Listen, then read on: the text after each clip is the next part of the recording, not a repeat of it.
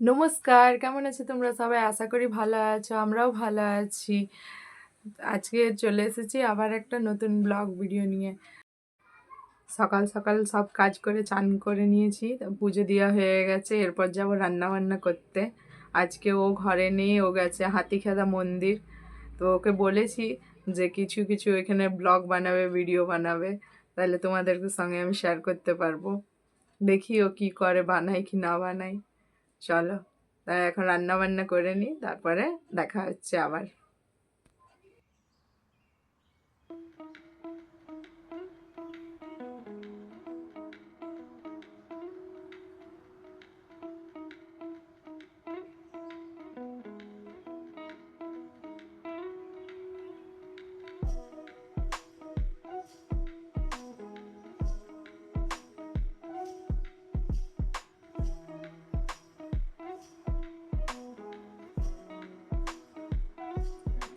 ও রাস্তা দিয়ে যাওয়ার সময় ভিডিও বানাইছে। ও খালি ভিডিওই বানিয়েছে, কোনো ব্লগ করেনি। এই যে ওখানে হাতিখেদা মন্দিরে, এখানে কোনো প্রতিমার পুজো হয় না, এখানে হাতিদের পুজো হয়। এখানে অনেকজন মানত করে, এমনি নারকেল বেঁধে দেয়। এখানে ভোগ আবার মেয়েরা খেতে পারে না, আবার কোথাও নিয়েও যেতে পারে না। এখানেই খেতে হবে, আর ছেলেরাই খাবে খালি ভোগটা, অন্য কেউ খাবে না। অনেক দূর দূর থেকে লোক আসে এই মন্দিরে পুজো দিতে। অনেক ভিড় থাকে, রবিবারে অনেক ভিড় থাকে। তারপরে এখানে পিকনিকও করতে আসে অনেকজন।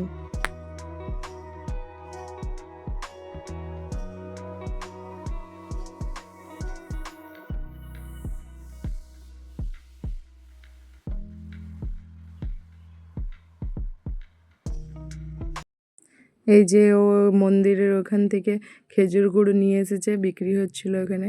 ওখানে অনেক খেজুর গাছ আছে, সব ওখানে লোক আসে বানিয়ে বিক্রি করে।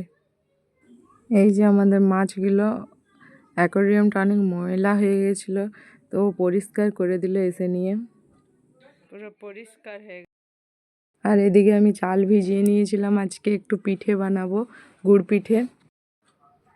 চাল বাটা হয়ে গেছে।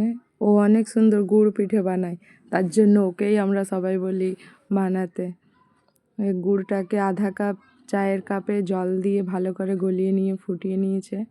তারপরে একটা প্লেটে জল দিয়ে ওটাকে দেখছে গুড়টা হয়েছে কি না। যদি গুড়টা প্লেটের মধ্যে বাতাসার যেমনি বসে যায়, তার মানে ওটা হয়ে গেছে। আর যদি জলে গুলে যায়, তাহলে আরও ফোটাতে হবে ওটাকে ভালো করে। আমি চাল গুঁড়ো দিয়ে দিচ্ছি, ও ভালো করে মাখিয়ে নিচ্ছে। মাখানো হয়ে গেছে, এরপর ওটাকে ভালো করে হাতে থেপে থেপে তেলের মধ্যে দিয়ে দেব, হয়ে যাবে গুড় পিঠে। তাড়াতাড়ি করে তাইলে আমি ছেঁকে দিই, ও থেপে দিয়ে দিবে। আমাদের গুড় পিঠে তৈরি হয়ে গেছে, এমনি বনেছে, খেতে দারুণ হয়েছিল।